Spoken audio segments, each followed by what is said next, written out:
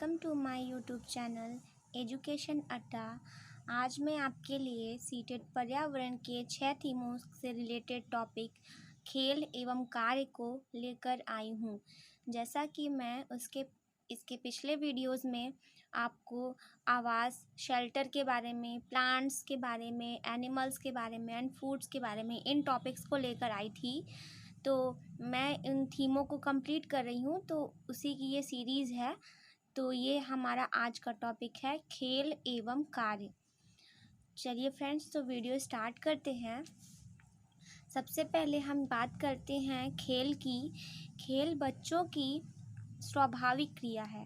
सभी बच्चे खेल खेलते हैं, चाहे वो छोटे हो, 4-5 साल के हो या 10-12 साल के हो, तो भी वो खेल खेलते हैं। खेलों के कई प्रकार होते हैं। एक होता है अन्वेषणात्मक, एक होता है रचनात्मक, एक होता है काल्पनिक और एक होता है नियमबद्ध। मुख्य रूप से खेल जो हैं ये इन्हीं 4 प्रकारों में आते हैं। अन्वेषणात्मक का अर्थ है कि ऐसा खेल जिसमें कुछ खोज से संबंधित चीज़ों के बारे में हम जानते हैं। संरचनात्मक का अर्थ है जिसमें हम किसी चीज़ को संरचना करते हैं, जैसे कि हम कोई चीज़ बनाते हैं, मिट्टी की, मान लीजिए मिट्टी के बर्तन ही बना रहे हैं, या छोटे बच्चे होते हैं जिनसे खेलते हैं, उस टाइप की चीज़ें हो गई। काल्पनिक खेलों में अर्थ है जैसे कि बच्चों को कहानियाँ वगैरह सुना दिया, तो ये भी उसी के अंतर्गत आएगा।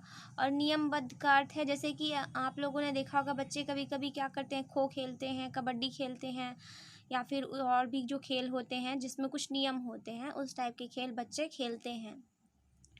खेलों के संबंध में हमारे बहुत ही महत्वपूर्ण 2 मनोवैज्ञानिक पियाजे जी और वाइगोत्स्की जी ने कुछ बातें बताई हैं।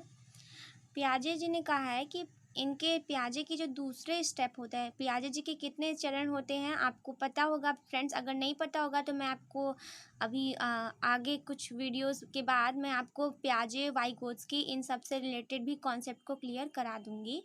तो पियाजे जी के दूसरे चरण में खेलों के प्रति कल्पना आ जाती है, उन्होंने ये कहा है।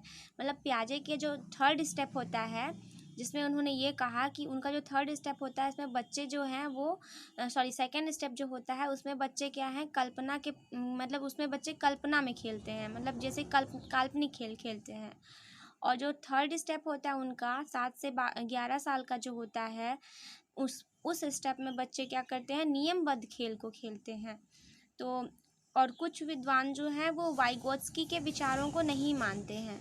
वो मानते हैं खेलों के लिए कि खेलों में उम्र के साथ सहज परिवर्तन हो जाता है, अर्थात वो पियाजे के बातों को मानते हैं, पियाजे जी के मनोवैज्ञानिक पियाजे जी की बातों को मानते हैं, और ये वाइगोत्स्की के विचारों को नहीं मानते हैं। वे लोग पियाजे के विचार को मानते हैं कि वयस्कों एवं सामाजिक संदर्भों से मिलने वाले मार्गदर्शन को महत्वपूर्ण मानते हैं। उनके अनुसार बच्चों के खेल स्तर को वयस्क ही बढ़ा सकते हैं। फ्रेंड्स, आपको थोड़ा सा ये कुछ अलग सा लग रहा होगा, तो पहले तो मैं आपको वाइगोत्स्की और पियाजे जी के जो खेल के विचार है उनके बारे में पहले समझा देती हूँ।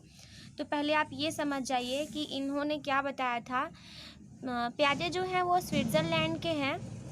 ये कहते हैं खेल के विषय में कि बच्चे नन्हे वैज्ञानिक होते हैं और वे अपने ज्ञान का निर्माण स्वयं कर लेते हैं, अर्थात जैसे जैसे बच्चे बड़े हो जाते हैं उन्हें उम्र के साथ खेलों में स्वयं परिवर्तन आ जाता है।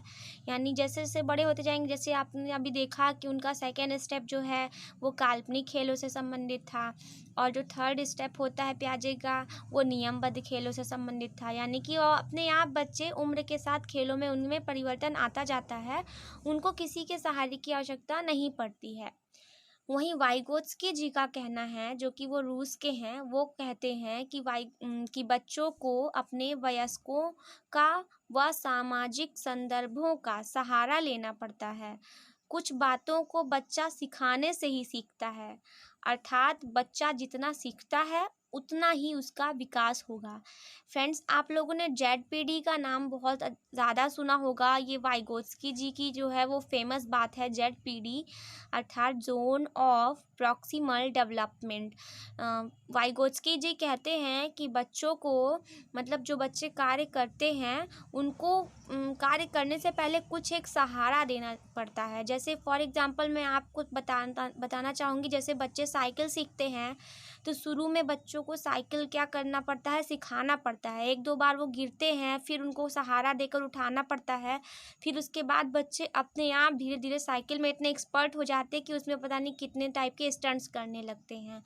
तो वही चीज़ है कि वाइगोत्स्की कहते हैं कि बच्चों को कुछ सहारा लेना पड़ता है, और जबकि पियाजे कहते हैं कि ऐसी कोई बात नहीं है, वो बच्चे स्वयं सीख ही जाते हैं। तो इस तरह से आप लोग देख रहे हैं फ्रेंड्स कि वैसे अधिकांश मनोवैज्ञानिक जो हैं वो वाइगोत्स्की को ना मान करके पियाजे की बातों से सहमत है खेलों के विषय में।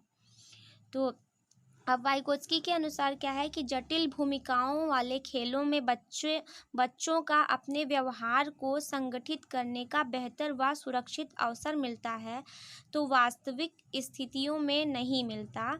इस तरह बच्चे के लिए निकट विकास का क्षेत्र अर्थात यही जो जेडपीडी है ये बन जाता है। इसको हम लोग निकट विकास का क्षेत्र कहते हैं, zone of proximal development.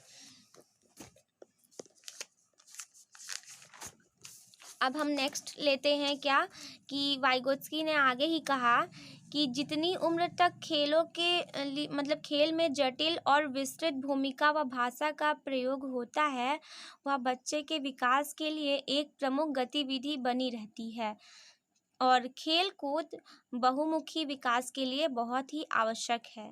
Swami Vivekananda ji ने भी कहा कि यदि तुम गीता के मर्म को समझना चाहते हो तो खेल के मैदान में जाकर फुटबॉल खेलो। उनका ये कथन आप याद रख लीजिएगा। हो सकता है फ्रेंड्स कि कभी कभी मतलब कि कथन भी पूछ लेता है, तो आपको याद रखना पड़ेगा कि ऐसा किसने कहा था कि अगर आपको गीता को समझना है तो खेल के मैदान में जाकर फुटबॉल खेलो। अर्थात कहने का तात्पर्य यह है कि खेल कूद के द्वारा शरीर को स्वस्थ करके ही मानसिक प्रगति हासिल की जा सकती है। जैसे ही वो बच्चे खेलेंगे तो उनका क्या होगा कि माइंड जो होगा वो डेवलप होगा, तो उनको और चीज़ें अच्छे से समझ में आएंगी। ऐसे ही ये खेल जो होती हैं वो कल्पना शक्ति को भी विकसित करते हैं, और पियाजे जी कहते हैं कि खेल बच्चों में मानसिक क्षमताओं के विकास में बड़ी भूमिका निभाते हैं। और प्लेटो के अनुसार बालक को दंड की अपेक्षा खेल द्वारा नियंत्रित करना कहीं अधिक अच्छा होता है। तो ये हुए कुछ कथन जो हैं, कुछ मतलब मनोवैज्ञानिकों ने, विद्वानों ने अपने कथन दिए हैं, तो ये आपको याद करने पड़ेंगे। कुछ मतलब समझना है, याद क्या करना है, आप 1-2 बार पढ़ेंगे तो आपको खुद ही समझ में आ जाएगा। आप इसका स्क्रीनशॉट ले सकते हैं। फ्रेंड्स, हम कुछ 1-2 क्वेश्चन समझ लेते हैं कि किस अवस्था में लिंग जो है वो खेल को प्रभावित नहीं करता है, तो शैशवावस्था में। और कौन सा कारक बच्चों के खेल को प्रभावित नहीं करता है, तो ऑप्शन में अगर आपको आयु, लिंग, जाति, सामाजिक वर्ग ये सब दिया होगा तो आप लगाएंगे जाति। जाति से खेल का कोई मतलब नहीं होता है। किसी भी जाति का अगर बच्चा है तो वह उस खेल को खेल सकता है। उसके अलावा आयु, लिंग और सामाजिक वर्ग उसे भले ही प्रभावित कर सकते हैं। छोटा बच्चा है तो वो छोटी चीज़ें ही खेलेगा। और लिंग का अर्थ है मतलब जैसे कोई देखे होंगे लड़कियां जो हैं वो गुड्डे गुड़िया का खेल खेलती हैं, और लड़के जो हैं वो अक्सर गाड़ी वगैरह चलाते रहते हैं या फिर मारपीट वगैरह करने वाला खेल खेलते हैं।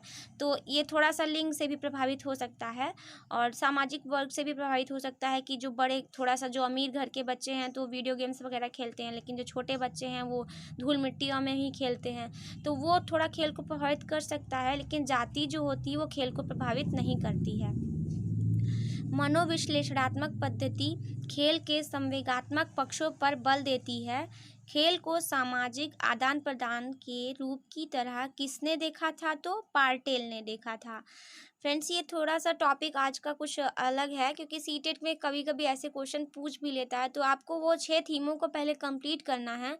उसके बाद फिर मैं आपको इससे रिलेटेड जो भी मतलब सीटेट पर्यावरण से अदर्स के पर्यावरण का तो टॉप जानते ही कि बहुत ब्रॉड होता है पर्यावरण। तो उससे पहले सबसे पहले तो आपको उसके थीमों को कंप्लीट करना है, उसके बाद फिर मैं आपको आगे जो भी उससे रिलेटेड जो भी इम्पोर्टेंट लगेगा मैं आपको पढ़ाऊँगी। तो आपको हमारा वीडियो कैसा लगा आप ज़रूर बताइएगा, और प्लीज़ लाइक, शेयर और सब्सक्राइब ज़रूर कीजिएगा। धन्यवाद।